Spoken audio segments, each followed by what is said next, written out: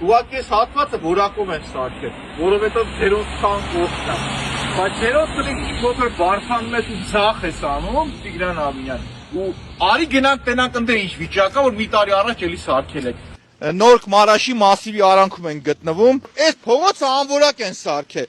Անցյալ տարի այս նույն փողոցը սարքել եք։ Այս նույն փողոցը ու այս նույն խայտարակ վիճակն էր։ Այս նույն փոսերն էր անցյալ տարի։ Ուզում եմ հասկանամ, մի տարի չի անցել ու փողոցն այսօրին անգ է։ Այս փողոցը, այս վիճակը, որ նայում եք, ձեր սարքածն է, որ նայում եք։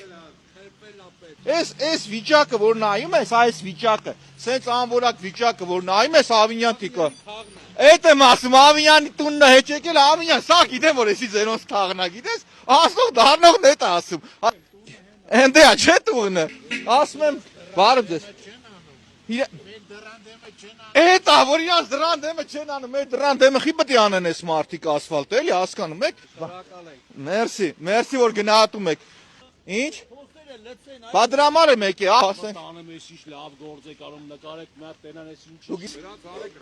Հանենք ռադ անենք, միանշանակ, քաղաքացու դիրքորոշումը շատ